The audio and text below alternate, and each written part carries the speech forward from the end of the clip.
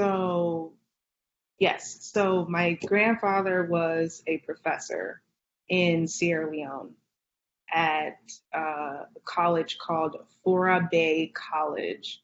And apparently, I was told that it was called the Athens of Africa, which Mm. means that, it was a place where a lot of people in Africa came to learn and study and, grow in philosophy and all that. So it was a pretty, well-renowned place.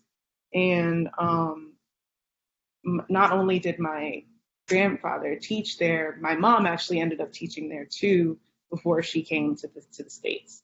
Um, but he taught there, and he met my grandmother after, well, my grandmother that I know as my grandmother. He met his Yeah. wife, I'll just say his wife, at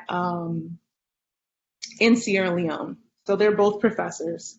They're both teachers, and they he had an opportunity. He had a teaching opportunity in Europe, in Germany, and that's where they decided to go together. And that's where my aunt was born.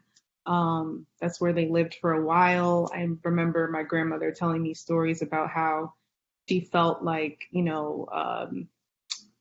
really, she was telling me about how she felt kind of trapped when they first moved to Germany because she couldn't really pursue her career. And so, they just had this child. And um, she was just telling me a lot about her struggles when they first started out as a couple and everything like that. Um, and I remember her telling me that's where she found like a lot of her love for like volunteering and um, foreign languages and stuff like that. And now she's a foreign language. She works in the foreign language department in the international students department at an HBCU in North Carolina. Mm. Um, and so, yeah, so they stayed in Germany for a while, and then they decided to move to the U.S. because they wanted to like stabilize their family and move to the States. So, um, yeah, but he did a lot. My grandfather was really, um, and he was a researcher. He got his PhD in linguistics, and so Mhm. that's something I thought was really interesting too, because not that many people, at least that I know, study that. And I got a book when he passed away in 2009. And so when my grandmother was kind of going through she was cleaning stuff. She didn't actually get around to cleaning all her stuff out of my grandfather's until I think last year. And she was cleaning through the books, and she saw this book about the Creole language and customs and traditions, which is the language that is spoken, or the dialect that is spoken in Sierra Leone. And it's also a tribe of people, which I am a part of that tribe. And it was incredible because I saw it, and I just, he did so much research on, you know, how and why we speak the way we speak, what, certain words mean, what that means not only for Black people in Africa and in Sierra Leone, but how that language kind of translates to our kind of colloquial language here in the States, and just learning more about the traditions of, Sierra Leone and Creole people and all of that. So I was intrigued, and I kind of have that binder just for like safekeeping. I don't know what I'm going to do with it. I don't know if I'm going to like publish it Wow. or something, but I think he was working on something to publish. He wanted to publish a book, so maybe I'll do that eventually. I don't know, but yeah, I think, and I didn't realize how much him and his path, like now, unfortunately, like, I knew him well enough to know that he was a great person, very smart, and just, but I wish I knew him now, like as an adult, and I could have these conversations with him about, language and what that means, and how it's changed so much over, the years and centuries and everything like that. Um, but yeah, she was in her 80s when we went to go see her. So she didn't really climb up the stairs, even though there was a bunch of stairs. Um, and I didn't know, her husband had passed away, and she was kind of just like, I think, maintaining it as much as she could. But, you know, oh, and my favorite part of the house, there's like a sunroom. Um, so that's where we actually sat down and had the food and ate and just talked.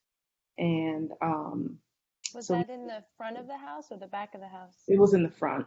It was in the front of the house. So it's like you come in, dining room area or living room, that kind of kitchen off to the right side, stairs off to the left, and then make another left turn, and there's like the den sunroom area in the front. Um, and it was really nice. I mean, for being by herself and being 80 something years old, like very nice home. And yeah, we sat there and we talked, and it was amazing. I mean, her furniture was like really nice. I mean, she was a lady with class. So her Mm. home reflected that too. Um, and yeah, even though she was like she's old and whatever, she made sure her home looked really good and was inviting. And she also had a backyard area, um, which was filled with more green things. And yeah, we took pictures there. Yeah, and it was one of the nicest experience I've ever had. And um, yeah, I remember we had these like little, oh God, I don't remember what they were called, but they were very small fish uh, snacks, and we loved them so much. She was like, I'm gonna bring some to you, don't worry. And this, old lady drove in her car in like crazy Freetown streets where they cannot drive. And she drove, and we were staying in a house that was like up a hill, and she drove like up the hill through these like rocky, gave us these fish snacks. And I'm Oh like, my God. yeah. So she came, a couple days later, and she was like, "Oh, I brought the snacks." And I just gave her a hug and a kiss, and I was like, "Oh my God, thank you so much." And that What was did what did you call her? Auntie Suzanne. Yeah.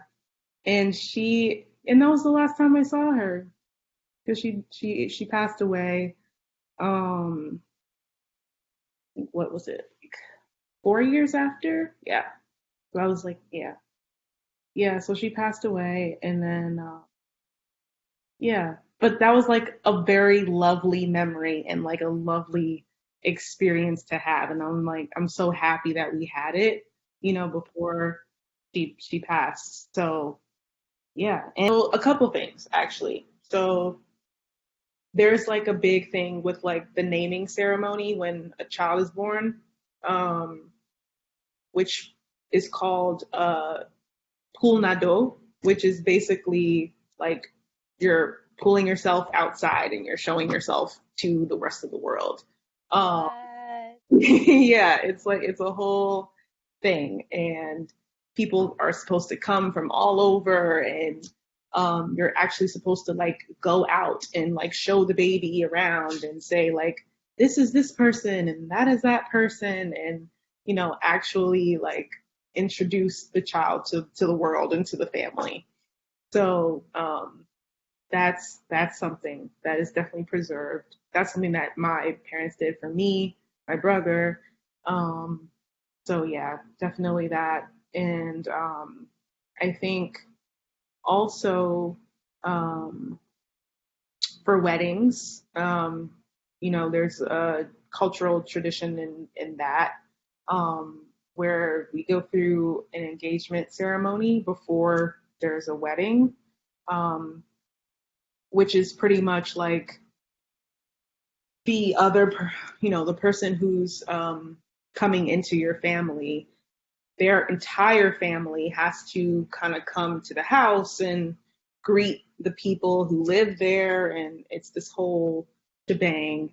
Um, and the ceremony where they present themselves, and the family presents themselves, they have to literally hand them over, and there's a lot of money involved. There's a lot of um, there's like jokes and laughter, and like there's a lot of like it's kind of like a show in a way. It's like a Mm. performance, honestly, that happens with it, where there's the bridesmaids will come out, and the groom has to be like, oh no, that's not my wife, and like it's this whole situation. Yeah, like it's like tell which one is it's like pick which one is actually your wife, and like they wear this veil, and like or they wear something that covers, or no, the guy, actually the groom, would wear the like a blindfold, and he has to like feel the person's hand and say like, oh, that's not my wife, or that is my wife, and like, yeah, this whole thing. Yeah, yeah, yeah. It's a big thing. I That's participated as a awesome. bridesmaid in one of those things, so it's really Wow. fun. But yeah, so that's that's definitely a tradition that's passed down.